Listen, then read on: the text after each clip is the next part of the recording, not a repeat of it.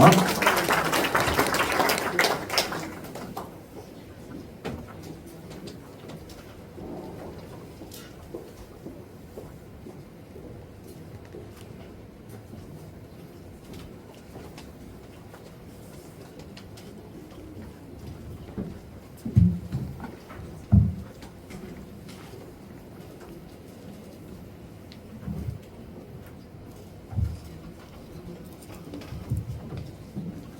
예, 안녕하십니까.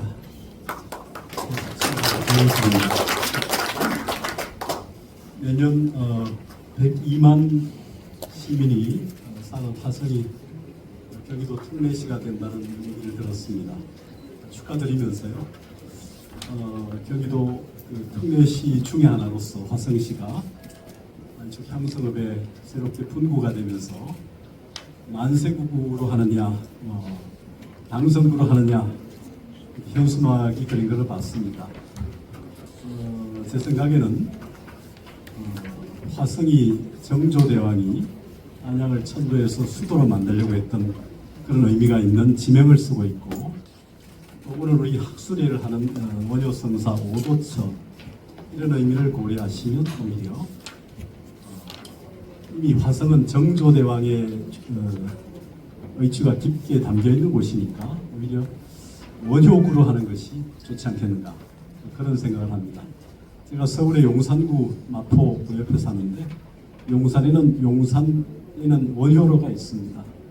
원효동은 없고요. 원효대교는 있죠. 그래서 오히려 여기 구명을 원효구로 한다면 아마 전국구가 되지 않을까, 화성이 전국의 도시가 되지 않을까, 그런 생각이 듭니다. 유교를 대표하는 정조대왕과 불교를 대표하는 원효대사를 함께 선양하는 그런 화성시가 되면 화성시가 특례구뿐만 아니라 특례시뿐만 아니라 전국에서도 좀 주목받는 도시가 되지 않을까, 만세구나 당선구보다 훨씬 넓고 크고 전통문화를 대변하는 곳이 되지 않을까 하는 그런 생각을 해보면서 발표를 시작하겠습니다.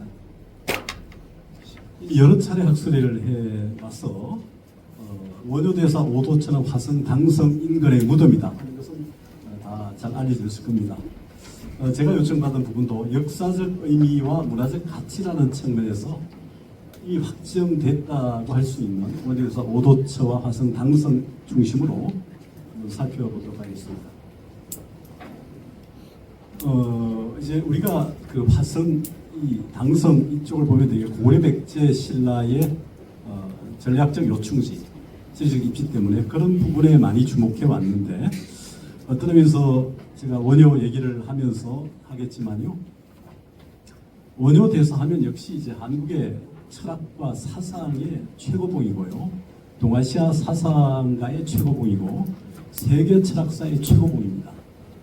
그런 맥락을 고려하면 단순히 백제 고려 신라 삼국이 싸웠던 전략적 요충지라는 의미를 좀 넘어서서 세계성을 갖는, 또 동아시아성을 갖는 그런 의미를 생각하면 오히려 불교 또는 뭐 철학 사상의 철학성, 사상성이라는 의미를 좀 부각시킬 필요가 있지 않을까, 그런 생각을 좀 해보면서요, 단순히 오도처라는 의미의 결과만을 취할 게 아니라 무엇을 깨달았는가, 지금 어디에서 깨달았는가를 얘기합니다만 무엇을 깨달았는가도 좀 주목을 해야 되지 않는가, 그런 생각을 좀 해봤습니다. 대개 이제 반야신경이라는 불교의 핵심 경전 중에 전도몽상이라는 말이 있습니다. 거꾸로 된 헛된 생각이죠. 우리가 살아가면서 느끼는 모든 괴로움, 고통은 사실은 이 전도몽상 때문에 생긴 것이죠. 나를 구성하는 5가지 요소인 형색, 감수, 감각작용, 표상, 지각작용, 형성, 의지작용, 분별인식작용, 이런 것들의 임시화합으로 내가 구성되어 있다는 사실을 정확히 알고 사는 것과 알지 못하고 사는 것에는 굉장히 큰 차이가 있습니다. 내가 있다라는 생각 때문에 사실은 모든 고통이 생기는데, 나라고 할 만한 것이 없다는 사실을 알고 살면 훨씬 더 자유로운 삶을 살 수 있다는 것이죠. 이게 불교나 부다나 원효가 말하고 있는 얘기입니다. 그럼 어떻게 해야 되는가? 내가 실체가 아니라는 것만이 아니라 이것은 내 것이 아니고, 이것은 내가 아니며 이것은 나의 자아가 아니다. 나를 구성하는 5가지 요소인 오온이라는 것은 무상하고 괴롭고 부정하다, 깨끗하지 못하다. 이런 그 정확한 수행, 사념처 수행을 하면서 살아야 자유로운 삶을 살 수 있다는 게 이제 불교가 말하는 얘기입니다. 자, 원효대사가 깨친 것은 무르지. 루라는 것은 번뇌입니다. 번뇌가 없는 지혜로 인식의 전환을 얻은 것이죠. 땅막으로 알고 들어갔는데 결국은 무덤이라는 현실 속에서 깨침을 얻었습니다. 땅막과 무덤이라는 공간은 사실은 하나였어요. 근데 처음에는 땅막이라고 하는 상황으로 알고 들어갔다가 무덤이라는 현실 속에서 깨침을 얻게 됩니다. 분별, 땅막과 무덤이라는 전도된 인식을 전환시켜서 있는 그대로의 실상을 보았기 때문에 거기서 일심의 지혜를 깨쳤습니다. 결국 땅막과 무덤이 둘이 아니다. 땅막으로 알고 들어가서 잠을 잤지만 하루를 더 자게 되면서 무덤이라는 사실을 알고 일어났던 동티, 지신의 노여움 같은 심리적 스트레스의 그 근원에 있는 보다 큰 마음, 넓은 마음, 한 마음이라는 일심을 발견하게 되는 겁니다. 일심의 지혜를. 화성당성은 이미 뒤에도 많이 발표하시겠지만 선진사상과 선진문물의 통로입니다. 유라시아 역사를 되게 잘 아시겠지만 수나라가 남북조 시대의 오랜 분열을 무너뜨리고 통일왕조를 열게 됩니다. 또 이어서 한 70년, 한 50년, 70년 이 전후로 이제 당나라가 또 세계 최강의 제국으로서 문물을 열게 되면서 인도 서역의 문화까지 다 아울러서 최고의 그 문물을 사상을 더 높게 설치시킵니다. 그런 선진 사상과 선진 문물의 통로가 바로 화성당성이었다는 거죠. 화성당성이 관할하는 그 당헌포, 당항포, 당항진하는. 그래서 이 화성당성을 치소로 삼아서 바로 남양만의 당헌포, 현재 마선포라고 합니다만은 이 당항진 이쪽으로 모든 문물과 사상이 들어왔다는 사실이죠. 이런 부분에 주목을 해야 된다 생각합니다. 그래서 이 남양반도와 남양만은 바로 신라가 멸망할 때까지 국가 항구로서 정치적 경제로 중요한 역할을 담당했다는 것. 그리고 이 남양반도와 남양만을 관할한 곳이 당항성이었다는 것. 이게 주목되는 점입니다. 잘 아시겠지만 1차성이 있고 2차성이 있습니다. 구봉산에. 구봉산 정상부의 태매식의 석축인 1차성, 또 정상부와 그 동편으로 토축 석축이 혼재된 양상의 포곡식 2차성, 이렇게 돼 있는 게 이제 우리가 지금 현재 당성으로 알고 있죠. 1차성이 한 610m, 14,300제곱미터, 2차성이 1170m, 72,600제곱미터. 이런 그 성의 관할 지역에 있는 당헌포를 향해서 당나라로 유학을 시도했던 원효대사와 의상대사.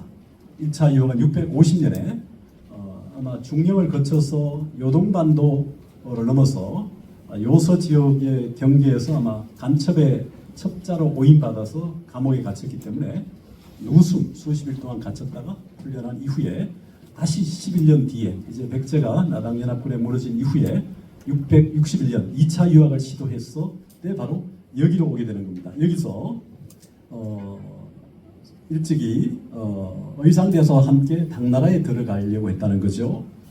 인도 서역에서 17년간 유학을 거쳐서 돌아왔던 당나라 현장 법사가 돌아와서 73종 1350여 권 가까이의 불교 경론을 번역한다는 얘기를 견당사나 먼저 다녀온 유학생들을 통해서 전해들었던 원효 의상대사, 특히 의상대사가 원효대사 8년 연상의 원효대사에게 유학을 제안했던 것으로 보이고요. 그래서 원효 역시 평소에 현장 3장의 자언 지문, 자언사의 문중을 헌모했었는데 권연기차 그 인연이 어긋나서 결국 유학을 가지 못해서 결과적으로 깨쳤기 때문에 그 마음이 이제 이렇게 오락가락하는 이런 부분들을 시키기 위해서 아마 이렇게 전국을 돌아다닌 것으로 됩니다. 그래서 여기서 바로 이제 오도했다는 것이죠. 그 오도석을 보면 전지우숙 위토감이 차안인데 차야유소는 다 귀향이다 쓰구나. 적지 심생구로 정종법생하고 신멸구로 간분불이다. 어젯밤 잠자리는 땅막이라 일컬어서 또한 편안했는데 오늘 밤 잠자리는 무덤의 의탁하니 매우 뒤숭숭하구나. 마음이 생겨남으로 가지가지 현상이 생겨나고 마음이 사라짐으로 땅막과 무덤이 둘이 아니면 알겠다. 이게 바로 이제 원의 오도의 송입니다. 삼계유심 만법유식 심해무법 호용별구 아부리다. 욕계색계 무색계라는 현실 세계는 오직 내 마음 속에 있고 존재하는 모든 현상이라는 만법은 오직 내 인식 속에 있을 뿐이니 마음밖에 없다는 현상이 없는데 어디 가서 따르고 하겠는가. 나는 당나라 가지 않겠다 하고 바람을 메고 신라로 되돌아오게 됩니다. 그 돌아오는 지점이 의상과 원효가 갈려가는 바로 이 당은통 이 지역으로 보입니다. 자, 오도처에 대한 설은 여러 가지 설이 있어 왔죠. 최근에 이제 좁혀지는 곳이 바로 이 지역이라고 하는데 특히 문헌상으로 특히 비문으로 볼 때 두 가지가 있습니다. 이미 제시가 됐지만 기명이라는 문인이 찬송한 월광산 월랑스사 대보선 광탑비 여기에 나오는 직산이라는 표현. 직산이 뭐 말뚝이다 여러 가지 했지만 저는 지난번에 작년에도 바로 이삐꼴처럼 당성비가 박혀 있는 그 산, 구봉산으로 저는 보고 싶은데요. 지금 당성사도 옆에 있고. 그래서 월랑 대통은 원래 오도처의 무덤 속 혹은 무덤에 있던 자리에서 3개월 동안 선정을 익혔다는 것이죠. 그래서 여기가 이제 결국 원효 대사의 오도처가 아니었는가라는 주장을 하나 할 수 있는 부분이고요. 또 하나는 이제 고려 초에 태조 왕건의 국사의 어떤 그 반열되시던 법인국사 탄문 대사의 비입니다. 서산 마애불이 있는 보는사에 오랫동안 머물렀던 분이죠. 자, 이분이 바로 향성산 절터가 있는데 옛날 원효보살과 의장대덕이 함께 쉬던 곳이다. 이렇게 하는 얘기. 이 대목에 근거해서 적어도 이 지역에 있지 않겠는가. 작년에 발표했던 그 황보경 선생의 백사가 어디냐는 문제가 결국 백사라고 하는 절을 찾아가다가 도저히 찾지 못해서 인근의 무덤으로 생각했던 곳에 들어가서 잠을 잤는지 이 부분이 이제 좀 좁혀질 것 같습니다만은 어쨌든 간에 땅막으로 토가미로 알고 들어갔던 무덤에서 이튿날 두 번째 잠을 자다가 고련히 깨침을 얻었다는 것이죠. 두 비문에서 기술한 산은 구봉산과 향성산으로 각기 다르지만 결국 원효 오도처가 무덤이라는 사실은 통합니다. 무덤이라는 공간이 삶이 끝나는 자리이자 윤회의 환생에서 새로운 삶으로 나아가는 생사의 경계죠. 그러니까 윤회가 끝이 아니라 적어도 그 붓다가 되지 않는 한, 부처가 되지 않는 한 다시 환생을 하는 거죠. 49일 동안. 초기 중음은 3일까지, 2차 중음은 21일까지, 만중음, 후기 중음은 49일 내에 다 환생해 간다는 겁니다.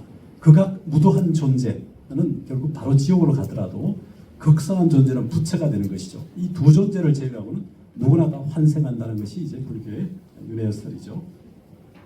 자, 오도처라는 것은 우리의 인식의 전환, 새롭게 태어나는 공간이라는 거죠. 원효의 오도와 오도처의 문화적 가치는 바로 범부에서 잘 배운 성자, 다문성제자, 성제자로 탈바꿈하는 길에 제시해 있다고 보입니다. 그러니까 결국은 깨침이라고 하는 것은 삶의 질적 전환이죠.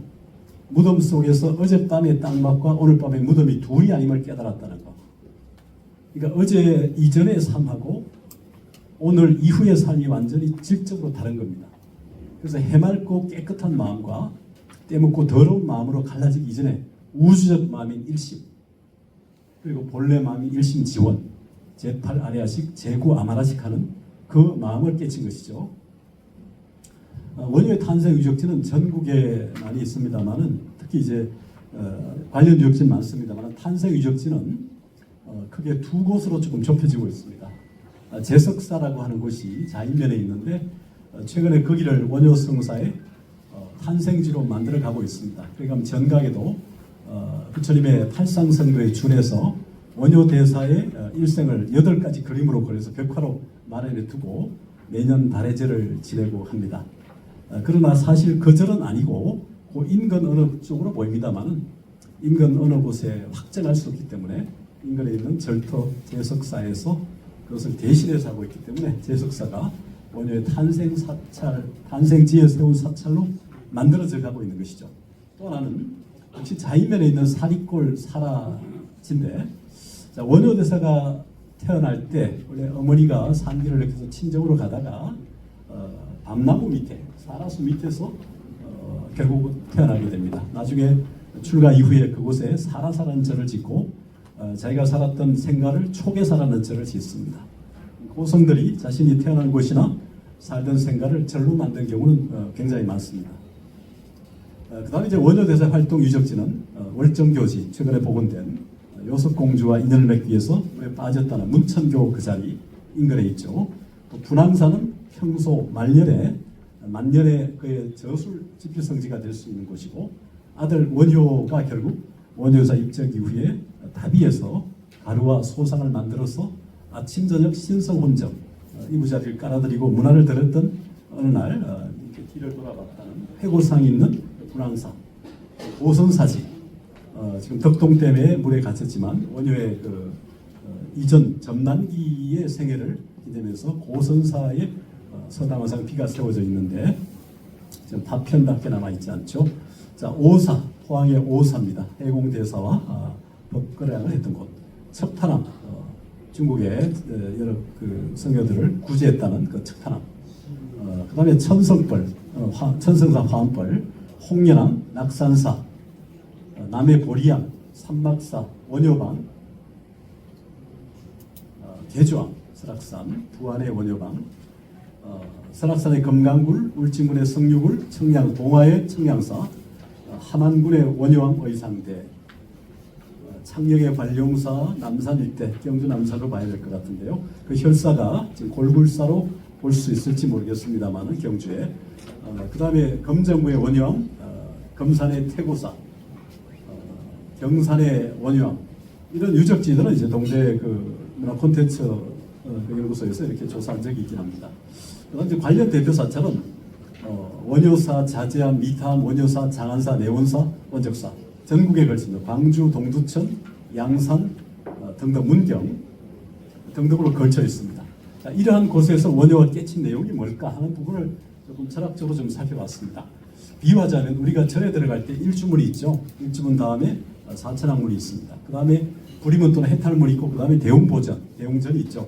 이 네 단계를 가지고 불교 수행에서 시각, 본각 시각할 때 본래부터 깨달았던 본각과 비로소 깨닫는 시각과 깨치지 못한 불각의 상태를 얘기할 때, 일주문에서 들어갈 때는 이제 우리가 뭐 입장료만 내면 들어가는 게 아니라 전오식의 번뇌, 예를 들면 전오식의 번뇌가 뭐냐 하면 우리가 살아있으면서 손으로 짓는 살생, 음행, 도둑질, 그 다음에 말로 짓는 거짓말, 이간질, 허황된 말, 욕지거리 하는 네 가지, 그러니까 총 7가지의 번뇌를 끊어야 되는 게 바로 멸상입니다.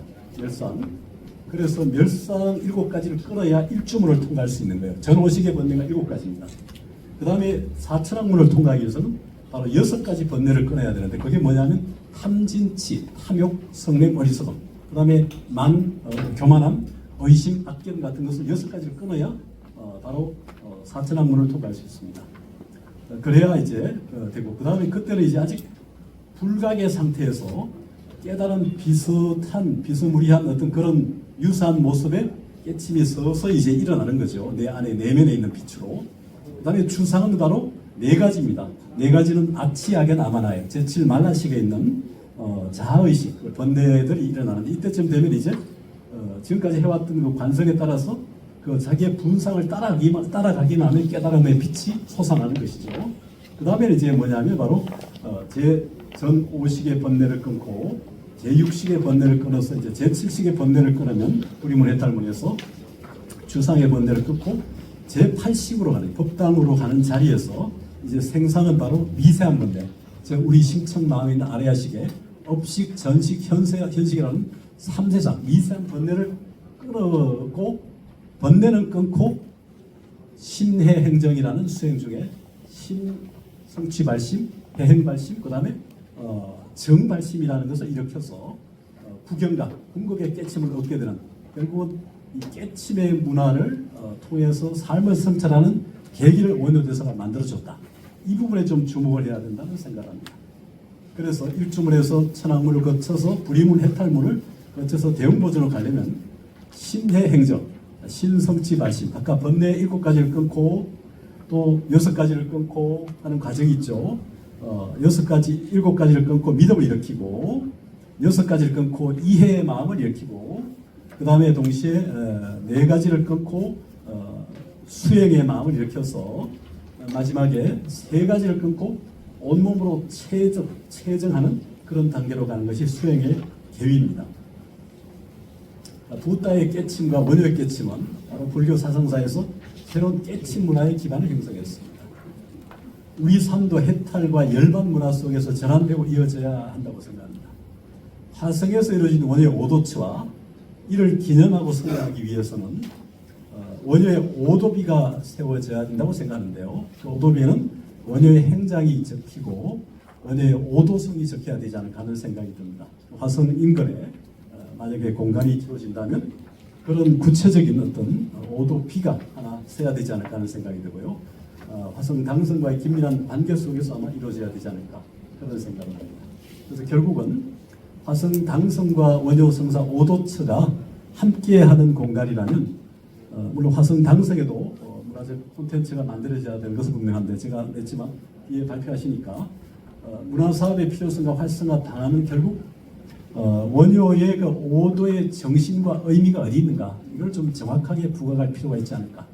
결과적으로 여기서 깨달았다는 의미만이 아니라 무엇을 깨달았는가, 어떻게 깨달았는가, 나는 어떻게 살 것인가, 우리는 어떻게 살 것인가, 또 우리의 공동체는 어떻게 발전할 것인가 이런 문제를 좀 고뇌하는 그런 문화의 공간이 되어야 되지 않을까 생각합니다.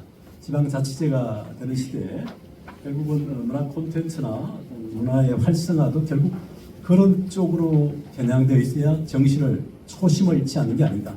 너무 사업 마인드, 관광 마인드 이렇게만 가가지고는 콘텐츠가 금방 바닥이 나지 않겠는가. 그런 생각이 들면서요. 보다 근본적인 문제의식을 놓지 않고 결국은 콘텐츠도 개발하고 활성화도 이루어가야 좀 더 탄탄한 의미가 되지 않을까. 그런 의미에서 다시 서두에 말씀드린 것처럼 여기 새롭게 분구되는 구의 이름을 원효구로 한번 해보시기를 권장을 드립니다. 예, 발표 마치겠습니다.